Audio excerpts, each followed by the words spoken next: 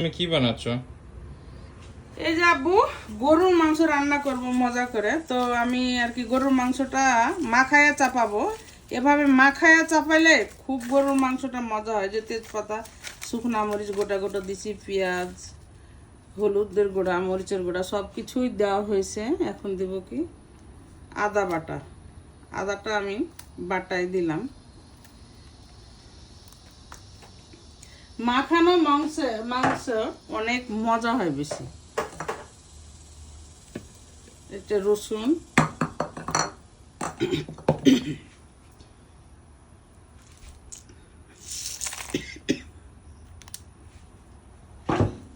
গরুর মাংসটা মাছে চাপাবো।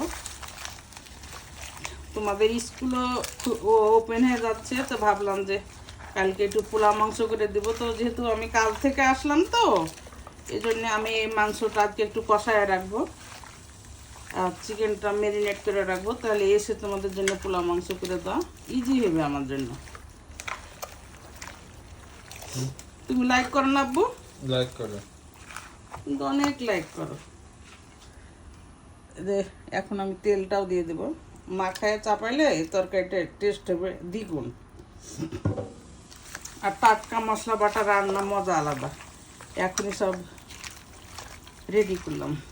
ওকে, কি করতেছে তারে বল দেখি। গোশত মাখতেছো? না, আমি এখানে হোল চিকেনের, তোদের পুরা হোল চিকেনের তান্দুরি বানিয়ে দেবো। এই যে অনেকক্ষণ ধরে ধুয়ে পানি ঝরাইয়ে আমি এগুলো কাট কাট করে নিছি। সো এখানে সব মশলা দিছি। এটা হলো আমার হাতে করা এই যে হ্যান্ডমেড গরম মশলা, স্পেশাল মশলা, টক দই, আদা, রসুন, মরিচের গুঁড়া, এই সামান্য একটু পাপরিকাও দিছি। আর এখানে এখন লেবু দিব। এটা হলো হোল তান্দুরি আমি বানাইয়া দেব। এটা ওভারনাইট ম্যারিনেট করে ফ্রিজে রাখবো, অন্যরকম একটা মজা লাগবে।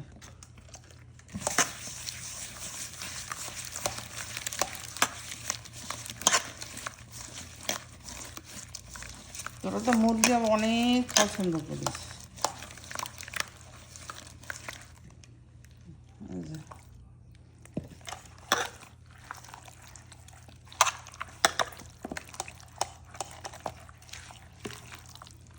ওভারনাইট ফ্রিজে রেখে দেবো,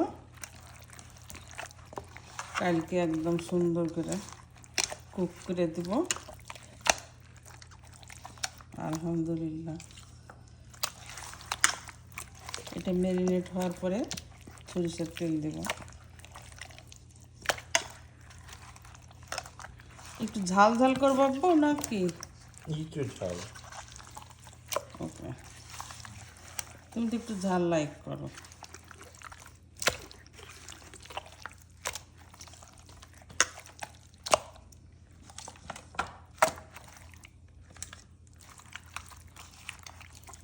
যে ম্যারিনেট করা ফিনিশ। এখনই সুন্দর একটা ফ্লেভার বের হচ্ছে। এটা ভিতরে মাংসর মধ্যে মশলা ঢুকবে। কালকে যখন এটা কুক করব খুবই খেতে সুস্বাদু হবে। তো এইখানে চিকেন ব্রেস্টটা আমি ম্যারিনেট করে রাখলাম রেশমি কাবাব করার জন্য। সো এখানে চিকেনের ব্রেস্টটা ধুয়ে এটা কিমা করা হয়েছে। গরুর মাংসটা কষানো হয়ে গেছে, সুন্দর একটা ঘ্রাণও বের হচ্ছে। টাটকা ফ্রেশ মশলা দিয়ে রান্না করলে সেন্টটা খুব ভালো হয়। শেষে কাঁচামরিচ ছিটাইয়া দিলাম আর একটু সরষের তেল দিয়ে দিলাম সুন্দর একটা ফ্লেভারের জন্য। এখন একটু খালি জিরের গুঁড়া ছিটাইয়া দিলে মাংসটা আমার পরিপূর্ণ হয়ে যাবে।